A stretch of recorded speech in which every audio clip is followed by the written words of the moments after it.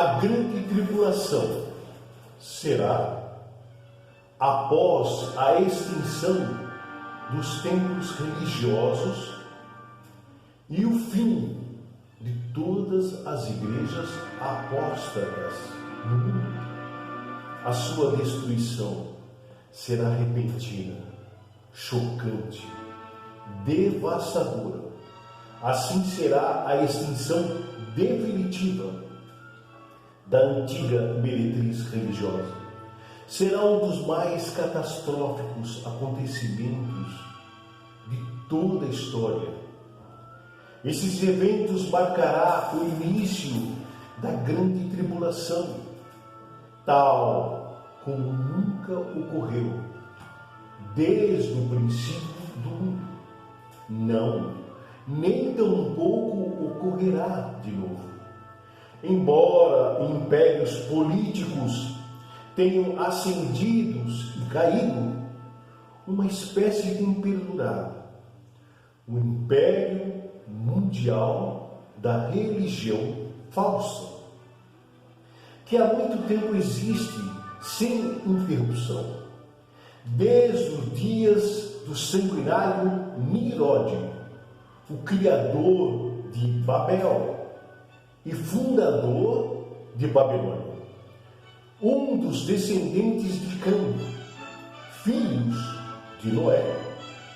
Nimrod se rebelou contra o eterno Deus do universo e, na construção da Torre de Babel, confundiu a língua daqueles rebeldes e o espalhou por toda a terra. Os homens ímpios levaram consigo a religião babilônica. Desde então, ascenderam, caíram vários impérios políticos, mas a religião babilônica tem perdurado e tem assumido muitos aspectos e formas diferentes, tornando-se um império mundial da religião falsa. A parte mais destacada é a cristandade apóstata, que deixaram o seu primeiro amor, desviando-se dos ensinos sagrados e fundamentais, e adotaram nas igrejas o mundanismo e os seus costumes seculares, substituindo os princípios sagrados do Deus do universo. Desenvolveram de uma fusão de anteriores ensinos babilônicos. Por causa da sua prepotência e da sua longa história, muitos acham difícil crer que Babilônia religiosa seja alguma vez destruída.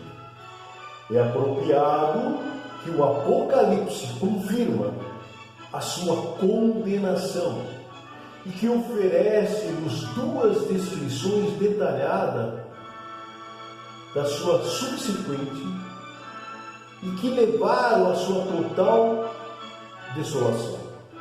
Nas Escrituras, escrito está: como a antiga grande meretriz foi devastada por seus anteriores amantes do domínio político. Atualmente, temos que encará-la como uma cidade com antítipo de posições contrastantes, igual e como qual a antiga Babilônia, que sofreu uma queda literal. Que visão o apóstolo João vê a seguir? O apóstolo João relata: depois dessas coisas, vi outro anjo descer do céu, com grande autoridade, e a terra ficou iluminada com a sua glória. E ele clamou com voz, dizendo: caiu Babilônia, a grande. É a segunda vez que o apóstolo João ouve esse anúncio angélico. Dessa vez, porém, o seu significado é enfatizado pela magnificência do anjo celestial. porque a glória do anjo ilumina toda a terra.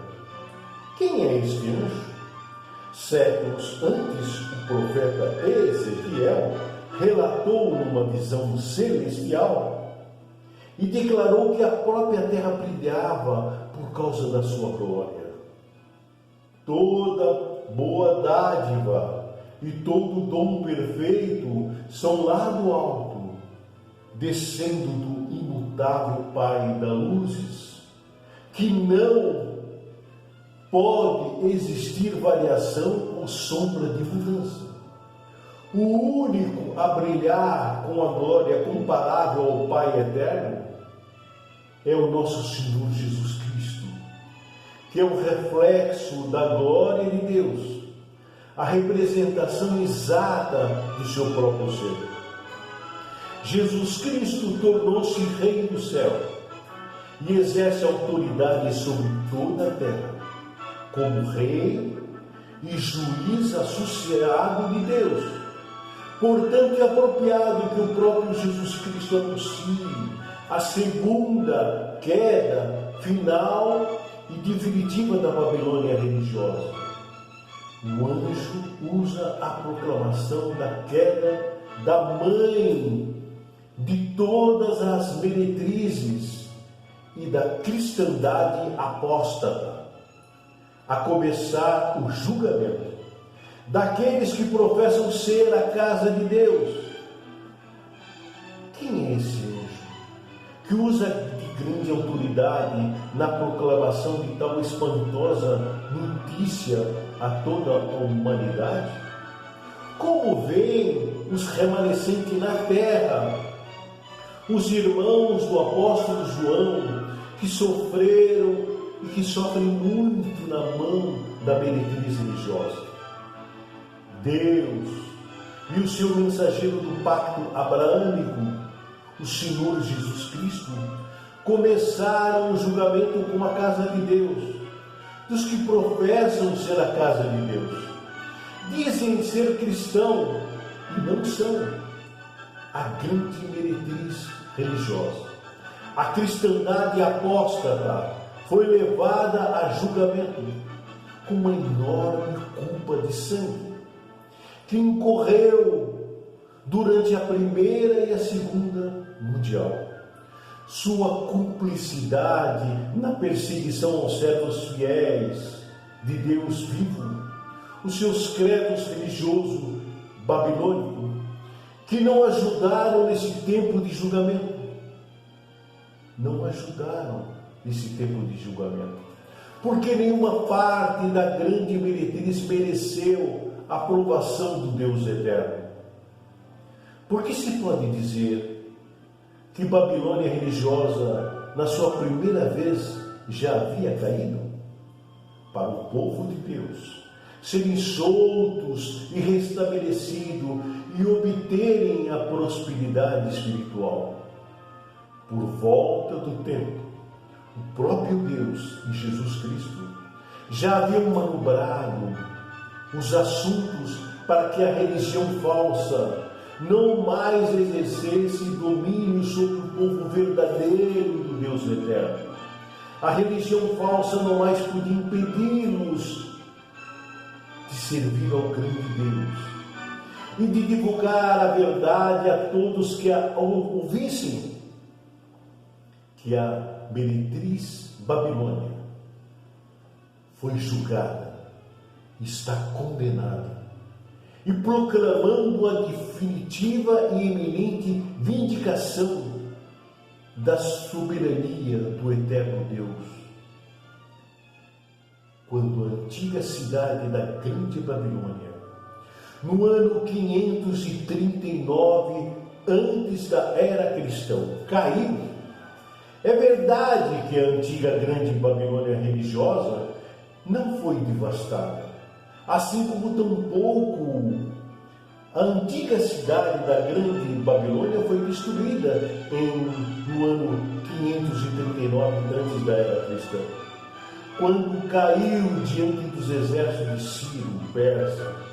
Mas do ponto de vista do eterno Deus do universo, essa organização havia caído espiritualmente.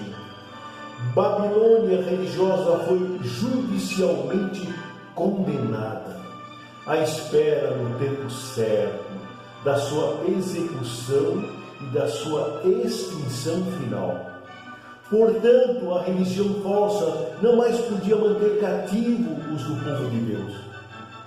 Embora estes foram soltos para servir como escravo fiel e discreto ao seu amo, para prover alimento espiritual no tempo apropriado. Haviam recebido o julgamento de ter agido muito bem e que foram comissionados para se atarefar de novo na obra divina do Eterno. Que acontecimento o vigia proclama? E quem é hoje prefigurado por aquele vigia que há milênios atrás o Eterno usara outros profetas para predizer esses eventos momentosos? O profeta Isaías falou sobre um vigia que passou a clamar como leão sobre a torre de vigia de pé, continuadamente de dia e no posto de vigilância postado todas as noites. E que evento esse vigia discerniu e proclamou com coragem leonina o seguinte: ela caiu, a grande Babilônia caiu, e todas as imagens entalhadas dos deuses, Deus a destroçou no chão.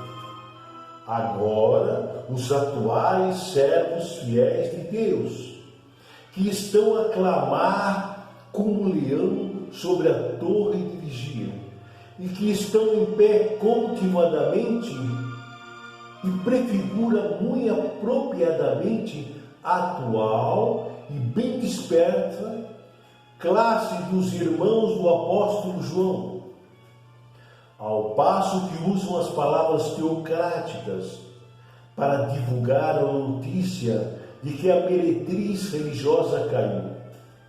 Que declínio de influência atualmente a religião babilônica tem sofrido? Desde a Primeira Guerra Mundial, o poderoso anjo descreve a condição decaída da antiga grande Babilônia desde o ano 539 antes da era cristã, que foi apenas um começo de um longo declínio que determinou com a desolação da cidade de Babilônia.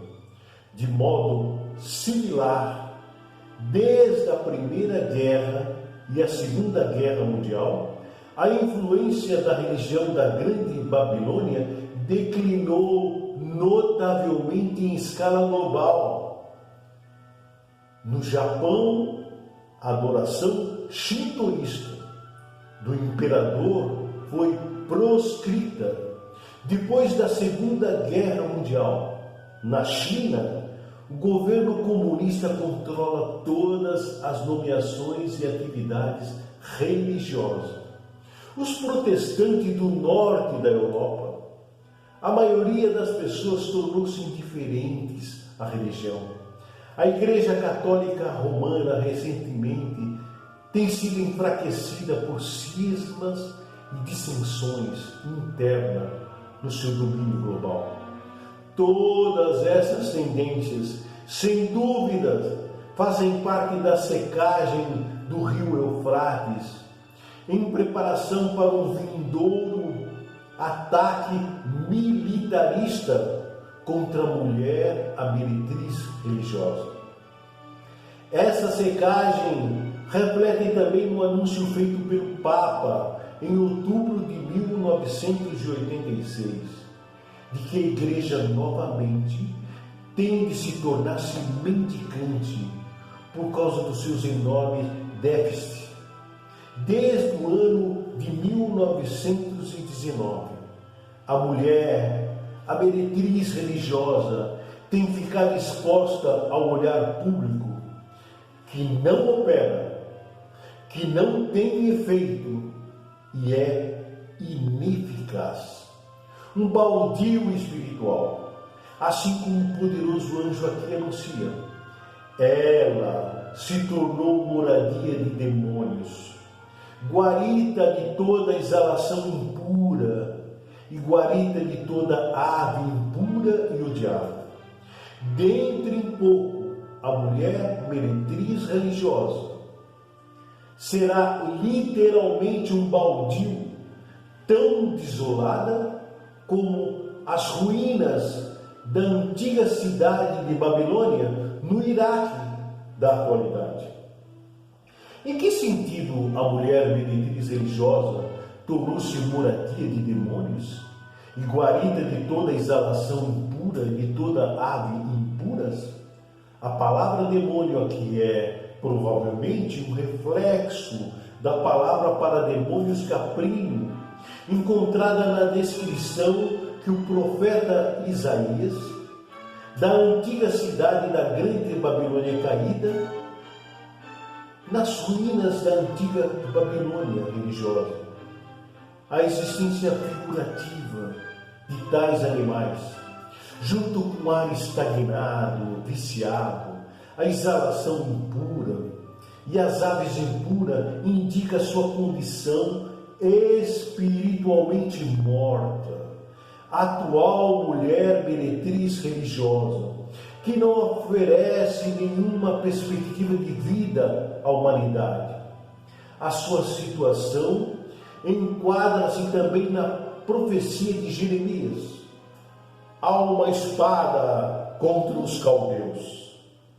Esta é uma pronunciação do eterno Deus do universo contra os habitantes da Babilônia, a meretriz religiosa, e contra os seus príncipes, e contra os seus sábios. Há uma devastação sobre as suas águas, e elas terão de secar-se, pois é uma terra de imagem entalhada, e por causa das suas visões aterradoras, continua a agir como doidos.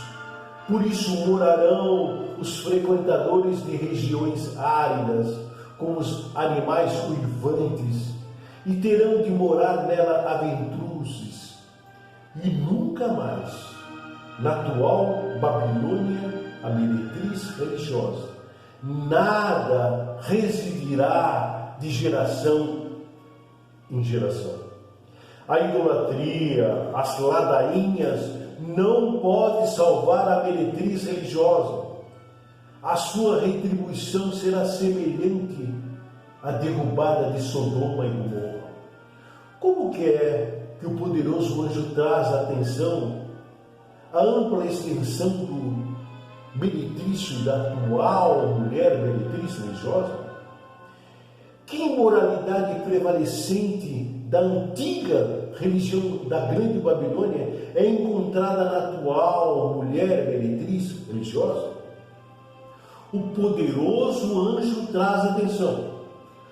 Todas as nações caíram vítimas por causa do vinho apaixonante da sua fornicação.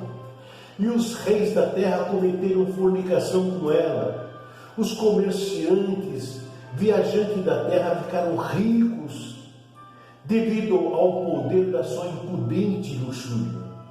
A mulher, a meretriz religiosa, tem doutrinado todas as nações e povos da humanidade com seus modos religiosos impuros e condenados.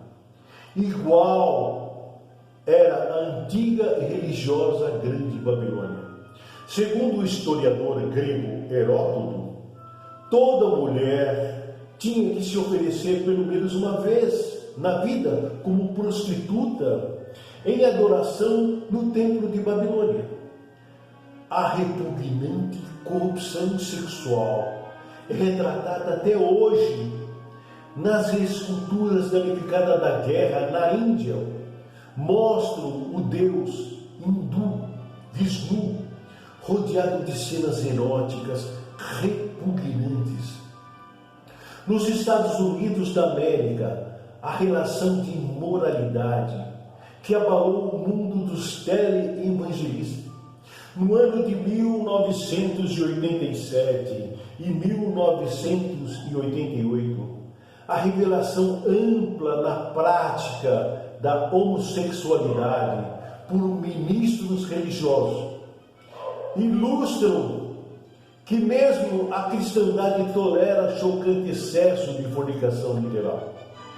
No entanto, todas as nações se tornaram vítimas de uma espécie ainda mais grave: a religião que utiliza a política e vice-versa, a política que utiliza a religião. O relacionamento político-religioso espiritualmente ilícito que se desenvolveu-se na Itália fascista. Quando a Itália invadiu a Abissínia, que declarações os bispos da Igreja Católica Romana fizeram? Um ilícito relacionamento político-religioso que projetou Adolf Hitler no poder da Alemanha nazista. Outras nações também sofreram por causa da intromissão da religião em assuntos seculares. Por exemplo, na Itália fascista, em 11 de fevereiro de 1929, no Tratado de Latrão, foi assinado por Mussolini e pelo cardeal Gaspar, tornando a cidade do Vaticano um Estado soberano. O Papa Pio XI afirmou que ele havia devolvido a Itália a Deus e Deus a Itália. Uma grande blasfêmia. Considere que aconteceu 6 anos mais tarde. Em 3 de outubro de 1935, a Itália invadiu a Abissínia, a Etiópia, alegando que esta era uma terra bárbara, que ainda praticava a escravatura. Na realidade, quem estava sendo bárbaro? Condenou a Igreja Católica às barbaridades de Mussolini, ao passo que o Papa emitia declarações ambíguas. Seus bispos eram bastante expressivos em abençoar as forças armadas da sua pátria italiana. Na pastoral, em 19 de outubro de 1935, o bispo de Udine, na Itália, escreveu: não é nem oportuno, nem apropriado expressarmos sobre o certo ou o errado do caso. Nosso dever como italiano, e ainda mais como cristão, é contribuir para o sucesso das nossas forças armadas. O bispo de Pádua escreveu em 21 de outubro, nas horas difíceis que atravessamos, pedimos-nos ter fé nos nossos estadistas e nas nossas forças armadas. Em 24 de outubro, o bispo de Cremona consagrou diversas bandeiras regimentais e disse: a benção de Deus esteja sobre esse soldado, que em solo africano conquistarão terras novas e férteis para o gênio italiano Mussolini, e levando-lhe a cultura romana cristã. Esperamos que a Itália mais uma vez destaque como mentor cristão no mundo inteiro. A Abissínia foi estuprada com a benção dos clérigos católicos romanos. Podia algum deles, em qualquer sentido, afirmar que eram iguais ao apóstolo Paulo, em estar limpos do sangue de todos os homens? A Espanha sofreu porque os seus clérigos deixaram de transformar as suas espadas em arados e as suas lanças em foices. Acrescente a Alemanha, a Itália, a Abissínia, outras nações que foram vítima da fornicação da Babilônia religiosa. A guerra civil na Espanha, no ano de 1939, naquele país teve início ao governo democrático, que estava adotando medida para reduzir o enorme poder da Igreja Católica Romana. Quando a guerra começou, Franco, líder fascista católico das forças revolucionárias, ditador da Espanha do ano de 1936 a 1973, descreveu-se como generalíssimo cristão da Santa Cruzada, título que mais tarde abandonou. Várias centenas de milhares de espanhóis morreram na luta. Segundo os cálculos conservadores, os nacionalistas de Franco, o ditador da Espanha, haviam assassinado 40.000 membros da Frente Popular. Haviam assassinado 8.000 clérigos, frades, sacerdotes, freiras, noviças. Tal é o horror da tragédia de uma guerra civil. Esse mau exemplo está ilustrando. Em aceitar a sabedoria dos céus e acatar as palavras do Senhor Jesus Cristo, devolver a espada no seu lugar, pois todos os que tomarem a espada perecerão pela espada. Quão repugnante é que a cristandade se envolva em tal maciço derramamento de sangue. Seus clérigos deveras fracassaram completamente.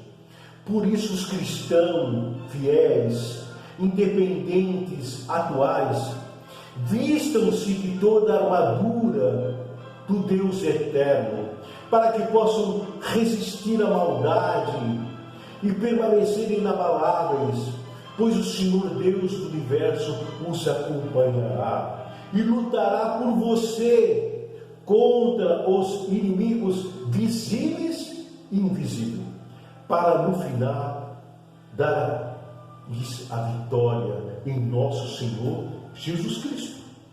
Deus seja eternamente louvado. Amém.